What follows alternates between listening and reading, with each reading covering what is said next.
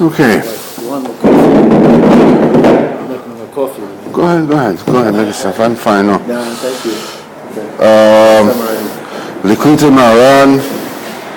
Maybe it's a good idea to close the door a little bit so the noise won't be so prevalent.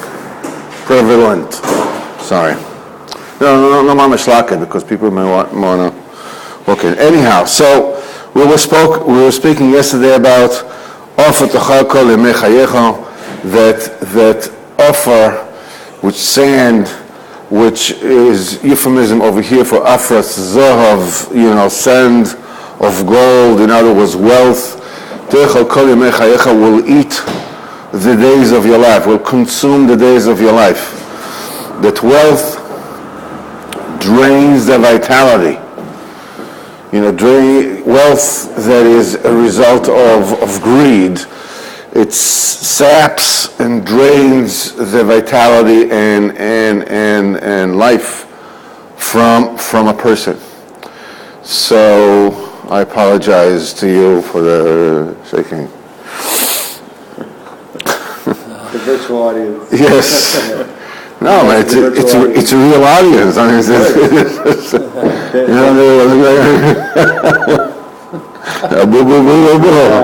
saving a Jew and losing one. This is said in the Tikkunim Tchol, the spleen, Dalilis. That's that klipa. That's that klipa. This is the mother of Erev Rav, all the neshamas of Erev Rav, of these Jews that are halachically Jewish, because they're interspersed in Am Yisrael, but really they are neshamas of Erev Rav. And they are like, what they call the fifth column, they are like the Nazis used to have collaborators, inside this is what they are. And that's the worst of the worst. Right, because I mean how can you blame me being anti-Semitic? I'm Jewish myself, right? I mean it's like, only black people can use the N-word, right? Only Jews can make jokes about themselves being stingy. I'm allowed to joke with myself, I'm allowed to put myself down, but they're not really Jewish. They are the neshamas of Erev. They are the children of Erev, and they are being toyed by that particular klipa, by the wealth, and then it kills them. This is where we say about found or finding, about a woman, whether the woman is, if you found a woman, you found good, and I'm finding the woman more bitter than death. The Tavas moment is, I find the woman more bitter than death. Because the parnasa is p'chinas isha. There's another Torah that says that, there's a man of the Gemara that says that the person, it says, if you want to be rich, honor your wife. It says, why? Because the money in the family comes from the light of the nefesh of the woman. That's why if somebody covets somebody else's wife, especially if he takes her, he's taking from him both money and children. I mean, Shem Yerachem, it's because everything comes from her. And this is what it says in the Tikkunim. The Parnasa is Isha. And it also says in the Tikkunim, Motzeani Mama Mavasa Isha, about the same pasuk, I found the woman more bitter than death. That chol, that's the spleen, that's the spiritual spleen. In other words, anybody who is dead set on wealth and getting rich, he is glued to the malchus de klipa. So the malchus de klipa, which is represented by the spleen. And then his parnasa is mami mavis, is more bitter than death. Everything that is, the wealthy people have to go through in order to amass their wealth. The step over bodies and enemies and whatever it is that they have to go through. This is atzvus malashchera. This is sadness and depression. It's better than death? It's worse than death. It's worse than death. It's worse than death. It's more bitter than death. But when a person, his parnasa is in Kedusha, a person is actually being connected to the Shekhinah, which is the sphere of the Malchus de Kedusha. This is the Malchus de Kedusha. U'bchinas motza isha motza toiv. I found a woman, I found good. A woman I found good. U'bchinas tzaddik. This is a bchina of tzaddik. As it says, ein tov ela tzaddik. Motza isha motza toiv. What is toiv? So this is ein tov ela tzaddik. It says that Bas Para, the daughter of Para, when she opened up the basket that Moshe Rabbeinu was there, is vatera to kitoy, and she saw it was good. It was good, really good. It says the tzaddik da toiv. The tzaddik is called toiv because the tzaddik is the embodiment of toiv. That's what goodness is. It means to give. Why? Because the tzaddik and tzaddik is. This is what is the definition for tzaddik? Somebody who guards his covenant. Somebody is holy, in Yonei Tznius, somebody who keeps away from that. Because the true tzaddik, somebody who guards his covenant, in totality, nitzal mizah. From this, he's being saved from that. The money doesn't hurt him. Somebody who's good before the God will escape her. Who is her? Her is money, is parnasa. Anybody who is good before God, in other words, he's a tzaddik, in other words, he guards his chus, he can have money. And it doesn't control him. He controls that. Adabet, it says, Rabbeinu says in another Torah, that in order to reach, Tvunas HaTorah, the comprehension of the Torah in depth, you must have wealth. You must have a lot of money to your disposal. That's why Moshe Rabbeinu was incredibly rich. That was Rav Ashi was incredibly rich. This was Rebbe, who put together all those. The entire Mishnah the entire Torah went through them. Moshe Rabbeinu, Rabbi Yehuda Anossi, and Rav Ashi, who sealed the Talmud. They were all very, very wealthy people.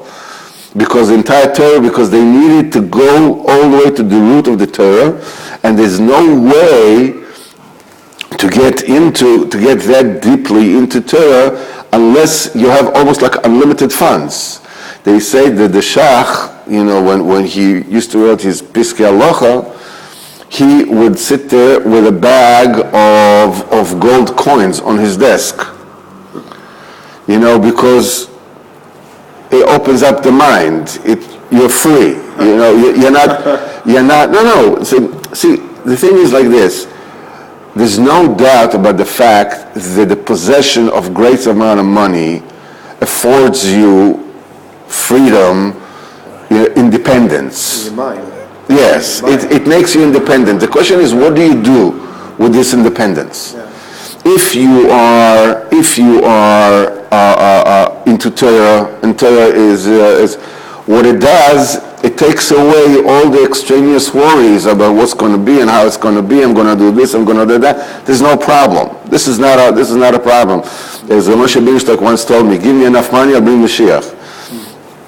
There's not. It's no.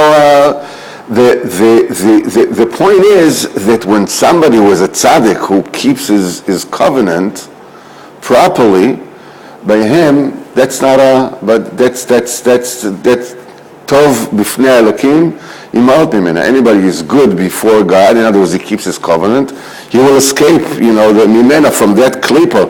Kmo shekozer b'tikonim amais karurav. Why the Rishonim, that are mixed in Israel are called children, are called babies.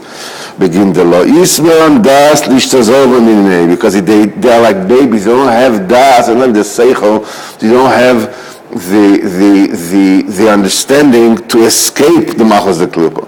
Avalev mevin, but an understanding heart, ishtoziv minei the taman tzaddik. He understands how to save. And somebody has a true heart. When his heart is clean, he knows how to be saved from the negative effects of wealth, because he has a b'chinas tzaddik. V'raza damila, and this is in the soul of that particular mystery that the Tikkun Zohar reveals. And it says in the end, Anybody who is good before the God, he will escape it. But the sinner will be captured in it. You need incredibly strong and decisive mind to be able to possess great wealth, and for this not to control you, but you to control it. This is lev nevin shaloi aziken ramon, that the money shouldn't hurt him. Shaloi chayei marav, that it shouldn't just eradicate, it shouldn't just erase the days of his life. Ki rov ha'olam yilkoldu b'zeh. The most of the people in the world have been captured in this. Hainu b'tavas mammon. People just they're captured in money, and the money kills them. The only way that you can be saved from that is either if you are tzaddik yourself, or you are totally subordinate to the tzaddik. If you are totally subordinate to the tzaddik, like you are a limb to the tzaddik, he is your mind and you are his limb, you can also be saved from that. Because somebody who is connected to the tzaddik, who is totally, guarding his bris, b'tachas hashleimus, he also is connected to or upon him, the light of the face, the kedusha, and he's able to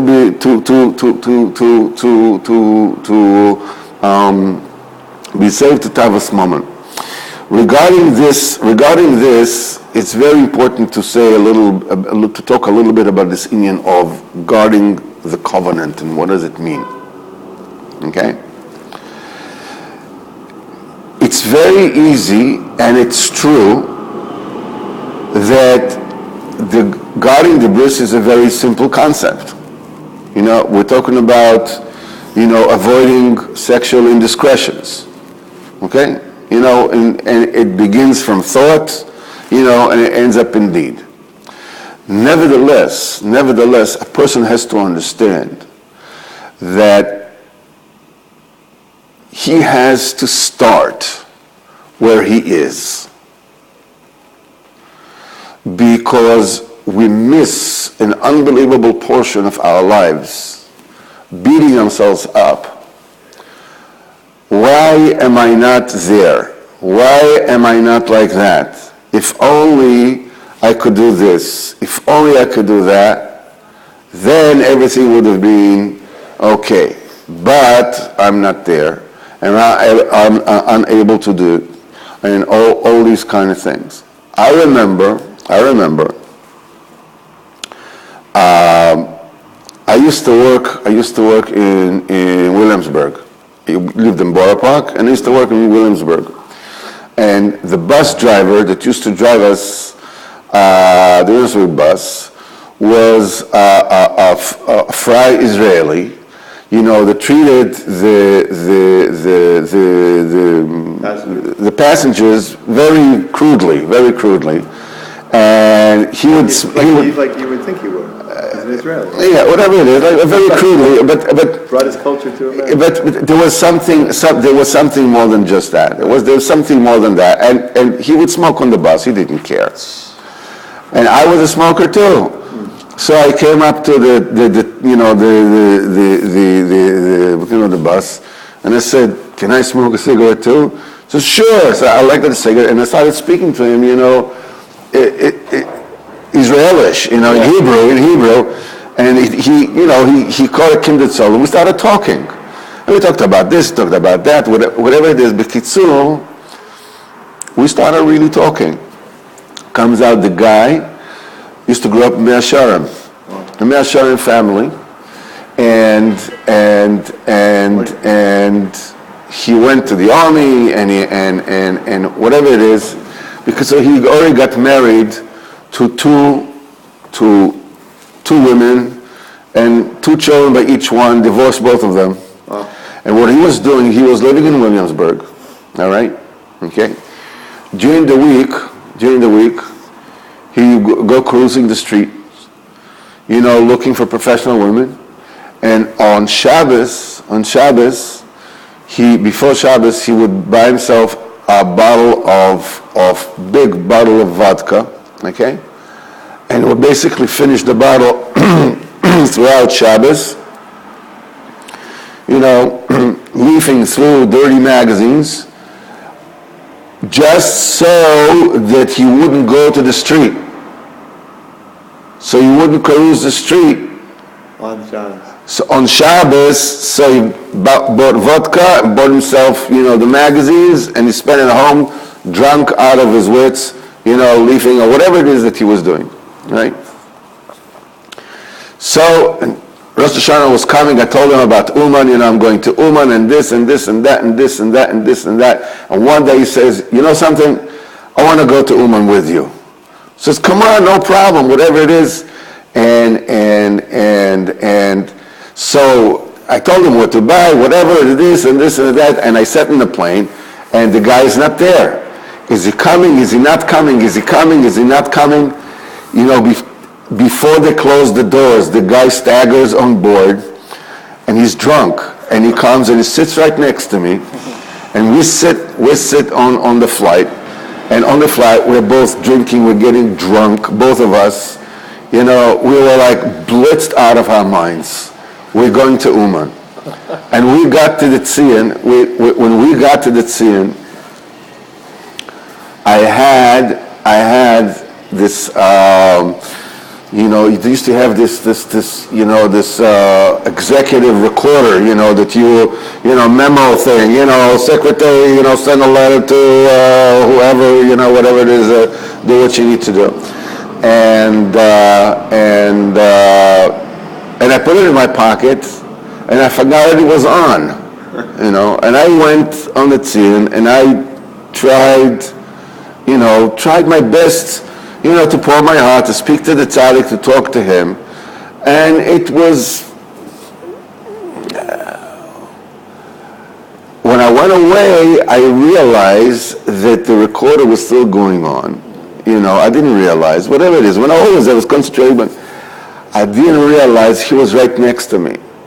And it recorded what he was saying. The guy from the bus. Yes.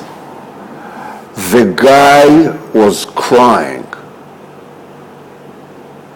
with an open heart, like I haven't seen, like from the biggest Hasidim, the biggest tzaddikim that I've known. Totally. He ended up going to Eretz Yisrael. He got married again, and he's married. And he works in Eretz Yerushalayim. He's a frum Yid. He lives a quiet life. The Tzaddim took him out. With what was he zoche to such a thing?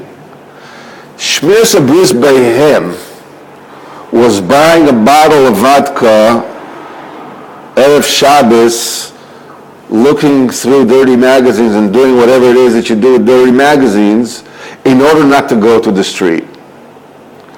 In other words, Shmir Sabris is something that starts from where you are. It's not being where ultimately you need to be. It's by saying where I am and moving towards that. That's Avodas Hashem. That's Pshat Shmir Sabris. It's relative. It's relative. Absolutely. And it starts where you are, not where you ought to be, or where you woulda, coulda, shoulda, had you or hadn't you or whatever. Or even where you were, if you were. Yeah, it has nothing to do. It's only right now. When you decide. It's only right now. Because a person can find himself, when it has to do with Shmir Sabris, a person can find himself, doing things over and over and over again, and then tearing his hair out. Why do I keep on doing this? Why do I keep on doing this? I mean, for crying out loud, I feel like horrible. I feel like garbage. But then I keep on doing it. And at the end, I don't even know, do I feel like dirt because I do it? Or do I do it in order to feel like dirt because somehow I have this self-image that I'm really dirt? So I keep on doing this to feel that way. And every time I say, Hashem, something, I'm going to stop. From now, that's it. And then I keep on doing the same thing all over again.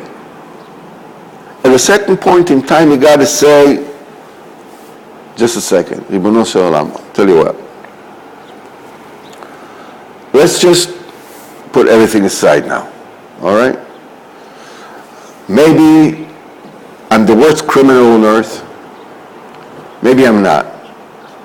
I don't know. We'll get to it. But I see that I am locked in a vicious circle, like a dribble running around, this and it doesn't lead me anywhere. Okay, so how about, Ribono Shel Olam, this is where I'm at right now.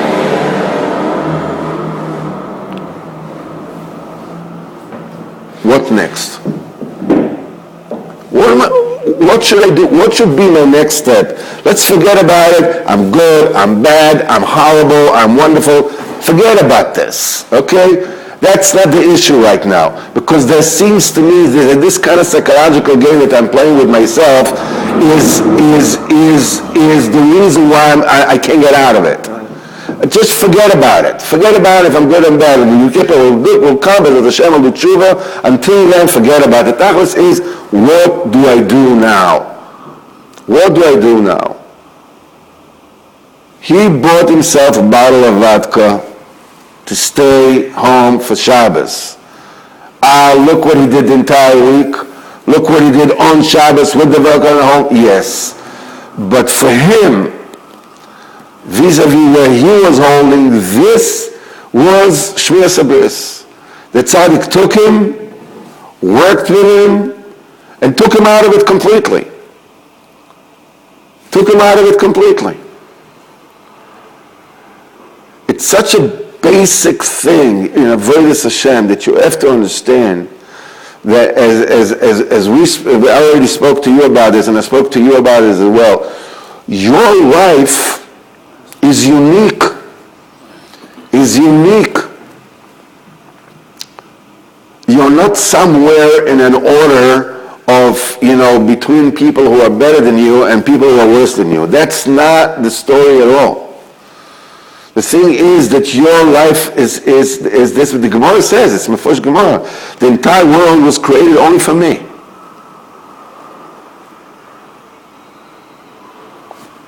There are endless worlds. Each one has his own world.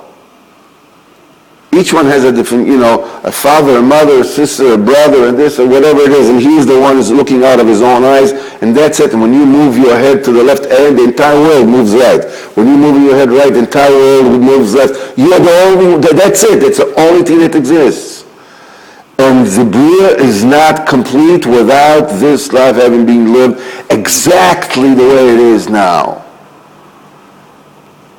You are an emissary, you are a Navy SEAL who is sent on a solitary mission, should you be, captured or whatever it is, will deny any knowledge of your whatever, whatever it is.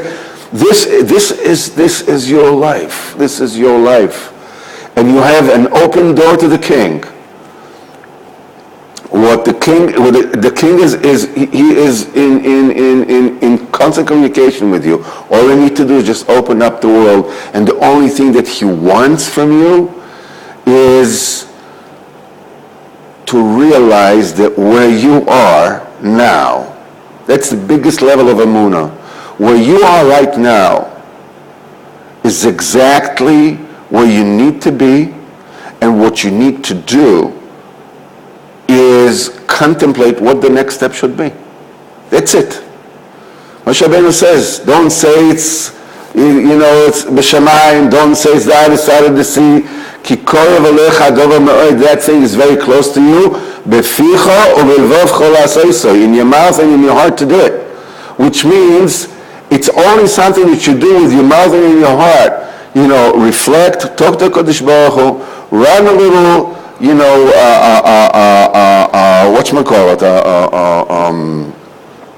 inventory. What are you holding? What's the story? Let's just think. Because we are so eaten up by despair. I'm never going to be this. I'm never going to be that. And forget about this. Forget about that. And all this and all that. So I might as well just settle for whatever it is that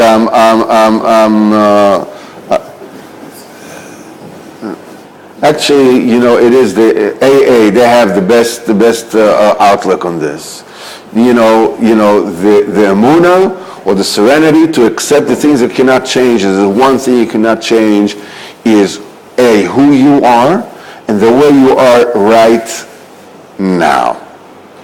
Then you say, you want the courage, to change the things that you can't, but you cannot have the courage to change the things that you can unless, first of all, you accept with emunah shlema that where you are, that's where the battle is. That's the trenches.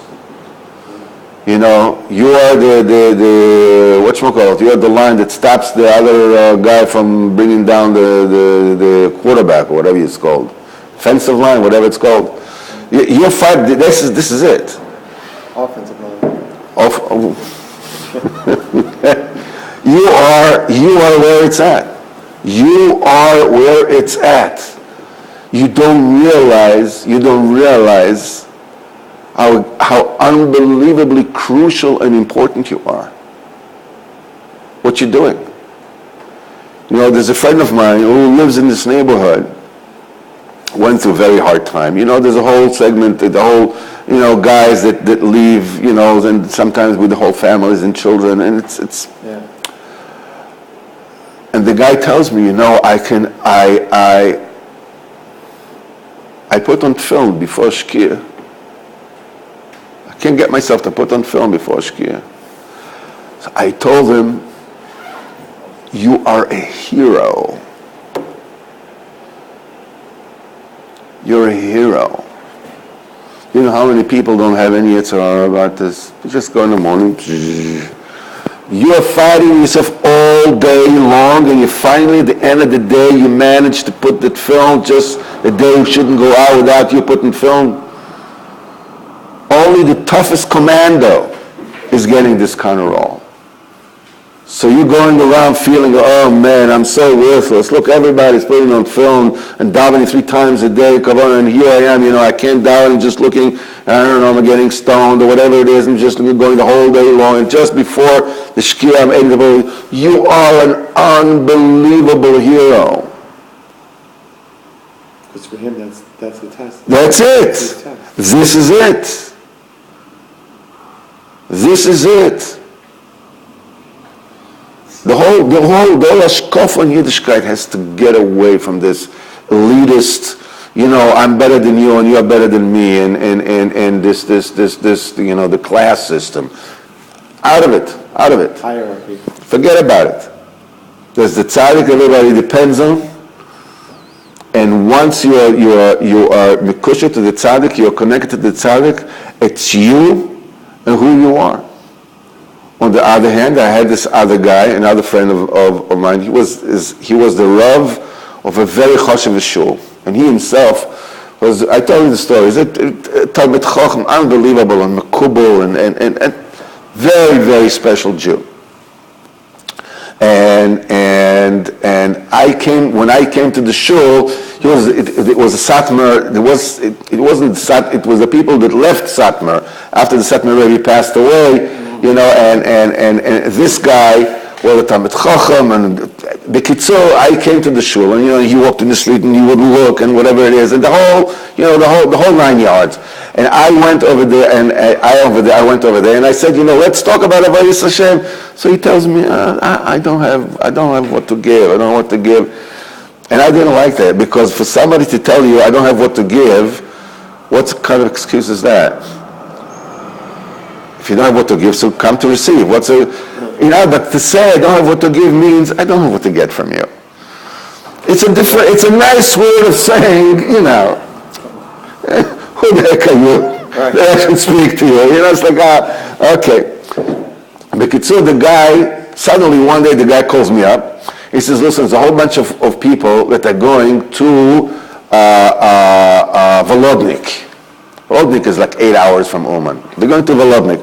But they're going to pass through Uman, and they're leaving this afternoon. And they said I should come with them. He says, but I have no visa, and they said they can't wait for me because the bus will be, the bus will be there, and when we so I said, don't worry about visa. I says, at that time, he said, just go, you pay $50, they give you a visa on the spot. I told him, go. Just go. So this great, really great Jew, so I said, fine. Comes back, I asked him, tell me what happened. He said, you're not going to believe this.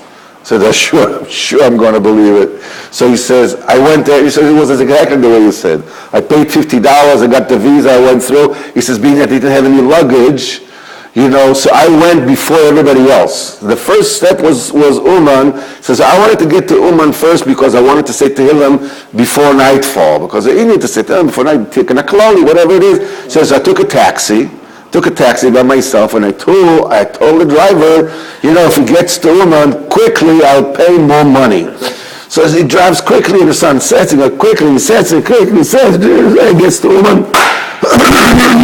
I'm sorry, it's night. It says, not only this, there's a mikveh right opposite the Tzion. I couldn't find the mikveh yid. And it says, so I couldn't go to the mikveh before it.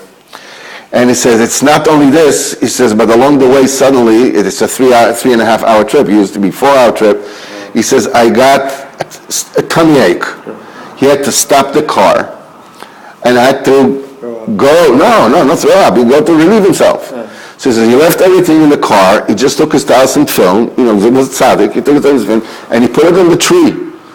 Whatever it is, and then, he went, and whatever it is, he did what he needed to do, and then he came to the cab, and the cab driver says, where's your film?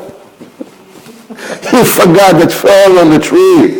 And because he didn't remember where he put it. So he started running around the trees looking for where his talis and film are. And finally he got to this, and doesn't finally need, it turned out the mikveh was open, b'chlal. It didn't need the mikveh. So he comes there, he says, it's not only that I didn't feel what I wanted to feel by the Tzion, but even what I didn't want to feel, I also didn't feel. He says, I was totally confused. I didn't know what's going on with me day or night. I didn't have an idea. So I asked him, did you write all this down? So he says, no, why should I? I said, you should write it down, and you should learn this every single day. He says, why? I says, you're a choshev yid, right? You're Baruch Hashem, a Talmid Chacham, a Mekubal, and everything else. You came, to the tzaddik, you're really going to Volodnik, but you're passing by Uman, so it's a big thing to go B'Keva Tzaddikim. That's the way you come to the tzaddik. So the tzaddik says, okay, let me show you who you really are. Okay? And let me show you where your Yiddishkeit is. If the guy didn't remind you, you would have left it there.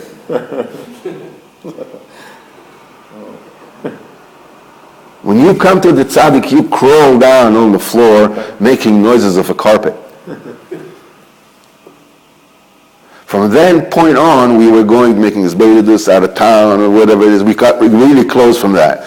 Yeah. So you see somebody who is a real tzaddik, because he's a real tzaddik. I heard that he passed away. So the tzaddik treats him. Let me show you where you really are. But the other guy, that was going cruising all around Williamsburg, and drinking this bottle of vodka, whatever it is, the tzaddik brought him and brought it to him and into the tzin, and he cried like I've never heard anybody cry. With an open heart, like that. The tzaddik treats you the way you are from where you are. And if you think you're big, let me show you exactly who you are. And if you think you're worthless, let me show you how precious you are, how worthy you are.